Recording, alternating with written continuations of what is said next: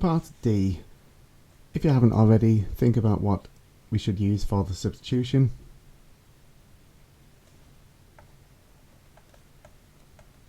I'm going to let u equal the inside of the square root, 1 plus 2x. Like I said in the video for part B, you get good at spotting what is a good substitution, and that comes through practice and experience. So differentiating both sides here with respect to x, and then rearranging to get an expression for dx. There are no limits this time, so we can get straight on with doing the substitution.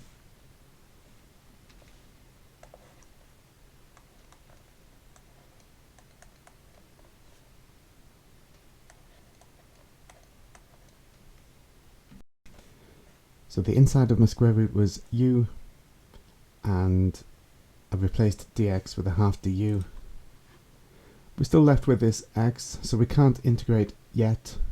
We must have an expression entirely in terms of u before we are able to integrate. So we go back to our original substitution and rearrange this to get an expression for x that we can replace in the integral.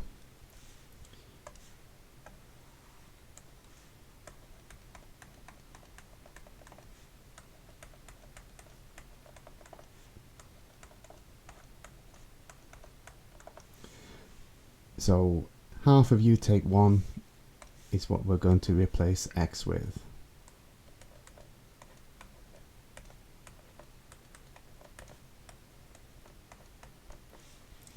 Now it's entirely in terms of u, but it's going to need a little bit of tidying up before we can integrate. So I've got 3 items here all multiplied together.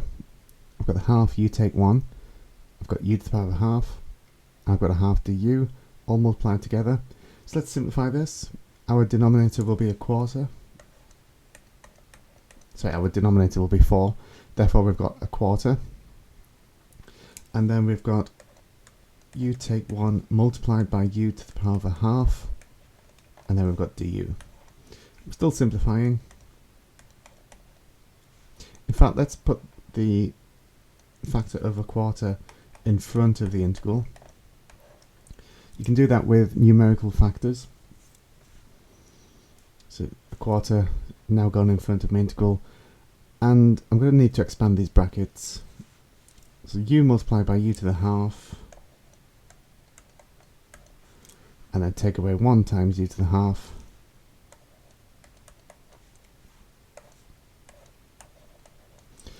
And now we've got 2 terms in the integral, both are ready to be integrated.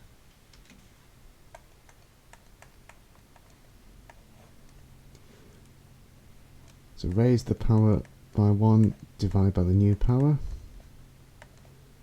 And again, raise the power of u by 1 and divide by the new power. There are no limits this time, so we're going to need a plus c.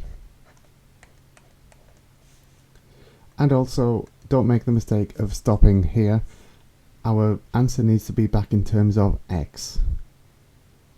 So now we need to reverse the substitution, and I'm also going to simplify this as well.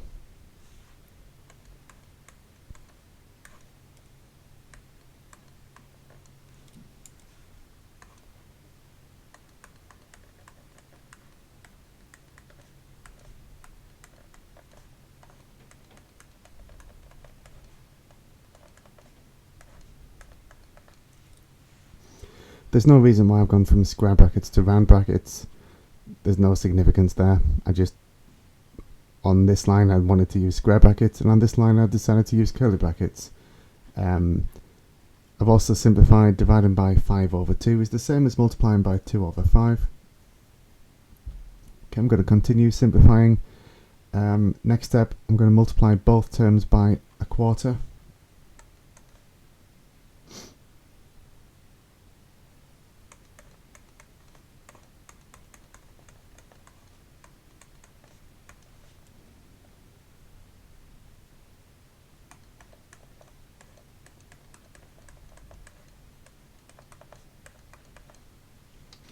And to finish off, a very important skill. Sometimes the question will ask you to give an answer like this in a particular format, and that will often involve factorizing. So we have two terms here. I'm ignoring the plus c because it doesn't have any x's. So the two terms I'm interested in are the first two terms. They have a common factor of the brackets, and the power of the brackets that we're going to use as our common factor is the lower of the two numbers.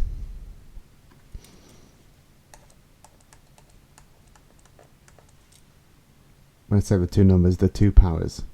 So 3 over 2 is the lower of the two powers.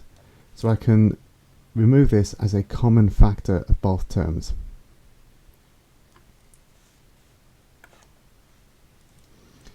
So think about removing that from the first term. What are we left with? Well, a tenth, and then brackets to the power 1. You can keep that power invisible if you wish. Before you move on, just double check. This bracket multiplied by that bracket should give us a bracket to the power 5 over 2, and it does, which is good. So now the next term would be just 1 over 6. Let's check. The common factor multiplied by minus 1 over 6. Does that give us what we had before? And the answer is yes. So let's keep going, keep simplifying. So the inside of these brackets now can be simplified.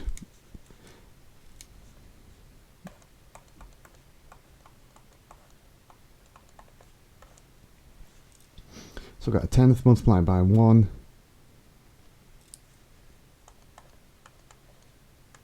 And then plus a tenth multiplied by 2x.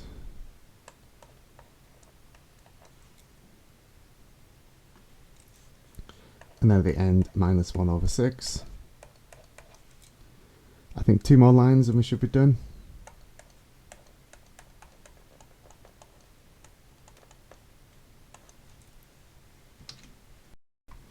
One tenth, take away 1/6, turns out to be minus 1 over 15.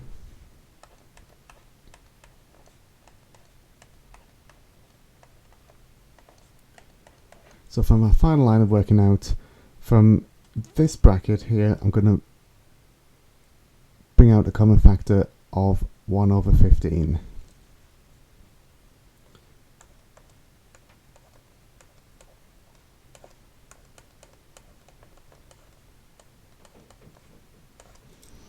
So 1 over 15 is the factor I'm removing from these two terms. So that first term becomes minus 1. And the second term will become 3x. Just double check. 1 over 15 times minus 1 gives us minus 1 over 15. Yep. And 1 over 15 times 3x is 1 over 5x. And that's what we had before. Correct. So that is now factorized as far as we possibly can. So please beware from this line of working out to the end. Very important skill. Factorizing. Something you often have to do to leave your answer in a particular form. Okay, that concludes part D.